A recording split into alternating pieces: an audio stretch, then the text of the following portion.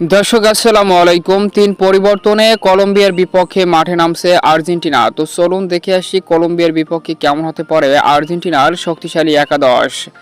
বিশ্বকাপ বাছাই পর্বের 15তম রাউন্ডের ম্যাচে চিলির বিপক্ষে মুখোমুখি হয়েছিল আর্জেন্টিনা। আর সেই চিলির বিপক্ষে একাদশ থেকে কমপক্ষে 3টি পরিবর্তন আসতে যাচ্ছে লিওনেল স্কলোনির একাদশে কলম্বিয়ার বিপক্ষে, যেখানে বাছাই পর্বের 16তম রাউন্ডের ম্যাচে কলম্বিয়ার বিপক্ষে নিজেদের ঘরের মাঠে মুখোমুখি হতে যাচ্ছে বিশ্ব চ্যাম্পিয়নরা।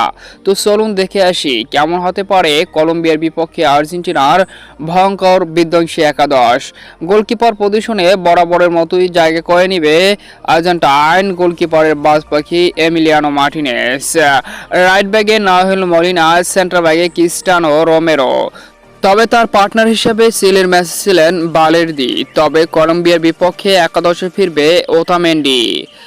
লেফট ব্যাক পজিশনে নিকোলাস তাগলিয়াফিকো, মধ্যমাঠে রদ্রিগো ডিপল আর পারাসিউস ছিল চিলির বিপক্ষে। তবে ডিপলের সাথে এনজো ফার্নান্দেজ ফিরতে পারে কলম্বিয়ার বিপক্ষে।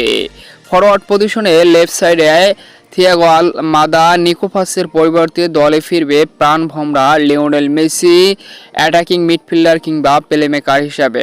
আর রাইট অ্যাটাকিং মিডফিল্ডার হিসেবে থাকবেন জিওভানি সিমিওনে। সেন্টার ফরওয়ার্ড হিসেবে থাকবেন জুলিয়ান আলভারেজ। তবে লাউতারো মার্টিনেজ স্টার্ট না করলেও পরবর্তীতে টাইম পাবে কলম্বিয়ার বিপক্ষে। তো এটাই হতে পারে আর্জেন্টিনার সবথেকে শক্তিশালী একাদশ কলম্বিয়ার বিপক্ষে এই দুর্দান্ত হাই ভোল্টেজ ম্যাচে।